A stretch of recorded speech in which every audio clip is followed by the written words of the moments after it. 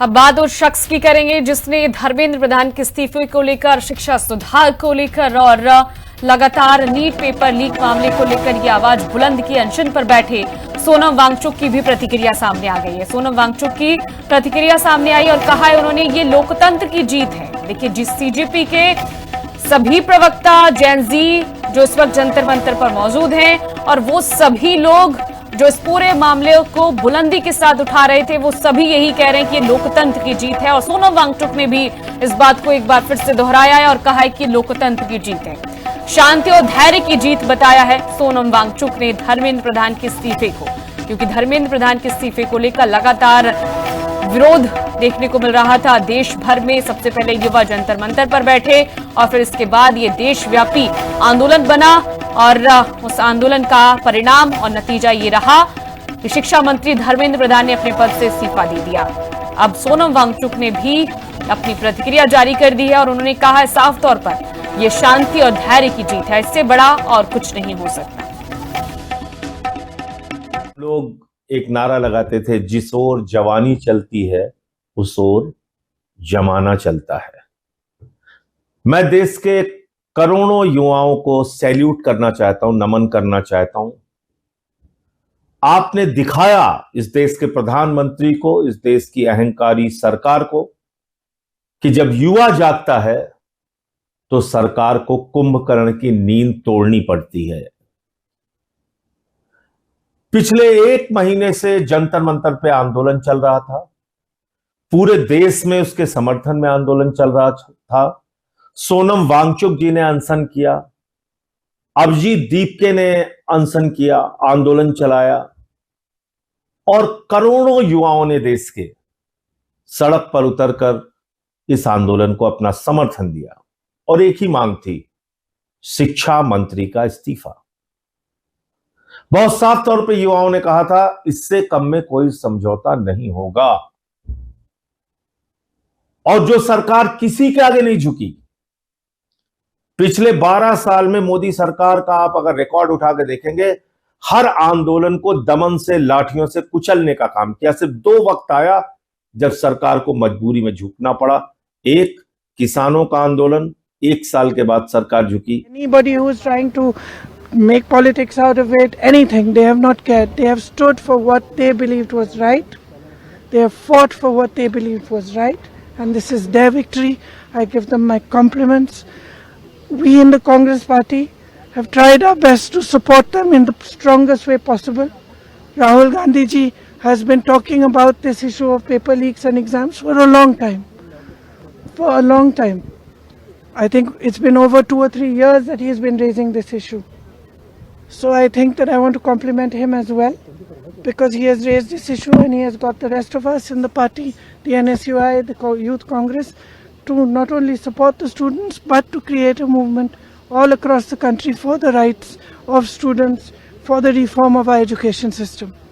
So now I think this is the beginning, but I am really, really happy. I got a little bit emotional when I heard this news, because many times in these last 10 or 12 years I have thought to myself, when are our young people going to wake up? Look what is being done to our country.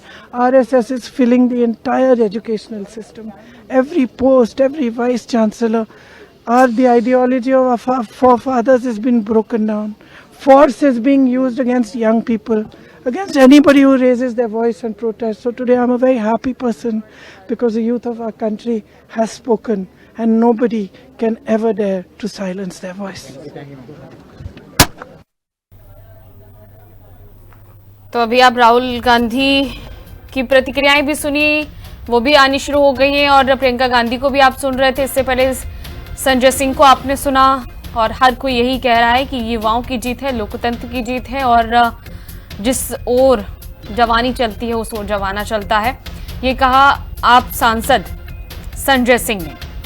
और जश्न की तस्वीरें इस वक्त आपके सामने हैं, हाथ में तिरंगा लिए ये जैनजी जंतर मंतर पर अभी भी डटे हुए हैं और उनका साफ तौर पर कहना है कि लिखित में उन्हें ये सभी मांगे चाहिए, लिखित में इन मांगों को पूरा किया जाने का आश्वासन उन्हें चाहिए। उन्हें कोई if, but, how, why, what नहीं चाहिए, उन्हें सीधा रिटन में ये तीनों ही मांगनी चाहिए।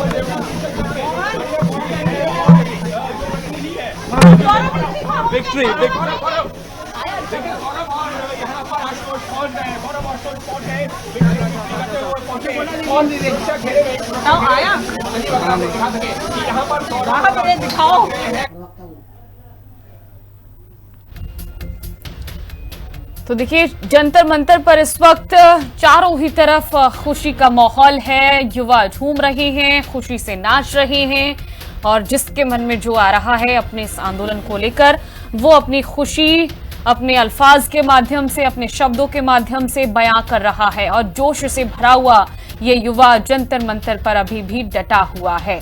कैंडल मार्च भी निकाली जाएगी, जैसे कि अभिजीत दीपके ने कहा कि आज हम शाम 6 बजे कैंडल मार्च निकालेंगे उन छात्रों के लिए जिन्होंने नीट पेपर लीक मामले को लेकर अपनी जान दे दी।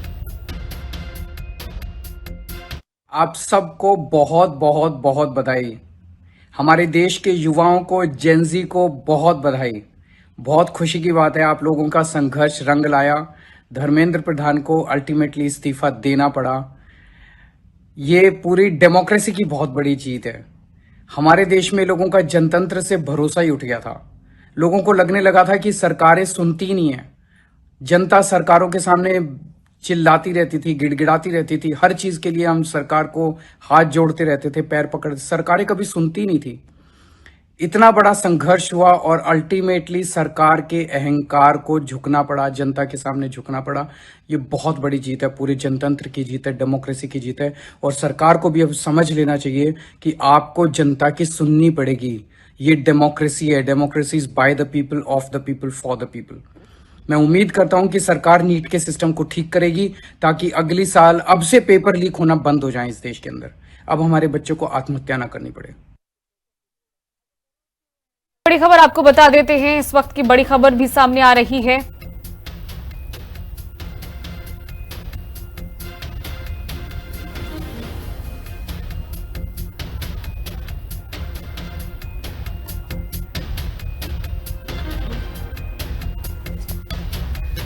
तो बड़ी खबर यह है कि कुछ देर बाद सीजेपी और सरकार की बैठक होगी। 3:30 बजे का समय दिया गया था, 3:37 हो रहे हैं। आपने रांका को भी सुना होगा, कॉकरोच जनता पार्टी के जो प्रवक्ता हैं, उन्होंने कहा कि 3:30 बजे का समय दिया है सरकार ने बातचीत के लिए। सरकार बातचीत करेगी, बैठक होगी सीजेपी और सरकार के बीच में। जितेंद्र सिंह और जेपी नड्डा के साथ ये मीटिंग होगी। आपको बता दें कि सीजेपी का डेलीगेशन मांगों पर चर्चा करेगा। तो सीजेपी का डेलीगेशन मांगों पर चर्चा करने के लिए मीटिंग में पहुंचेगा, बैठक में पहुंचेगा। कुछ देर बाद सीजेपी और सरकार के बीच ये बैठक होगी। कौन सी मांगे मानी जाती हैं सीजेपी की, युवाओं की, उस पर सभी की नजर बनी हुई है। लेकिन अब एक तबका है जो अब ये सोच रहा है कि भारतीय जनता पार्टी की तरफ से और सरकार की तरफ से ये बड़ा फैसला, और खुद धर्मेंद्र प्रधान ने अपने पद से इस्तीफा दे दिया। ये सब कुछ इतनी आसानी से तो हुआ नहीं होगा। जाहिर तौर पर भारतीय जनता पार्टी जो कि रणनीति में माहिर है, स्ट्रैटेजी डेवलप करने में माहिर है, उसकी सेकंड स्ट्रैटेजी क्या होगी, अब सबकी नजर उस बात पर भी टिकी हुई है। क्योंकि अभी तक देखिए, किसी का भी, भारतीय जनता पार्टी की जो सीनियर पॉलिटिकल लीडर हैं, उनका किसी का भी स्टेटमेंट अभी तक सामने नहीं आया है। धर्मेंद्र प्रधान ने अपने पद से इस्तीफा जरूर दे दिया है, लेकिन अभी भी जो पिक्चर है, एक तस्वीर तो क्लियर हो चुकी है। वो तस्वीर युवा जो चाह रहे थे उन्हें वो मिल गई है, लेकिन अगली तस्वीर जो है भारतीय जनता पार्टी की तरफ से आने वाली बाकी है। क्या होगी, भारतीय जनता पार्टी का क्या स्टैंड होगा और क्या तैयारी होगी, उस पर सभी की नजर बनी हुई है। क्योंकि हर कोई इस आंदोलन को राजनीति करार दे रहा था। ये जंतर मंतर पर बैठे लोग ये छात्र नहीं हैं, ये जैनजी नहीं हैं, ये प्रदर्शनकारी हैं, ये अराजक तत्व हैं और देश को नेपाल बना देंगे, देश को बांग्लादेश बना देंगे, ये सभी का षड्यंत्र है। लेकिन अचानक से धर्मेंद्र प्रधान के इस्तीफे की बात जैसे ही सामने आती है, जैनजी तो खुश हो जाते हैं। और लेकिन अब कहीं ना कहीं ये खुशी के पीछे एक बड़ा सवाल भी खड़ा हो जाता है कि भारतीय जनता पार्टी का अगला स्टैंड क्या है। खबरों का सिलसिला लगातार जारी है। वक्त एक छोटे से ब्रेक का है, जल्द होंगे हाजिर। देखते रहिए हिंदी खबर।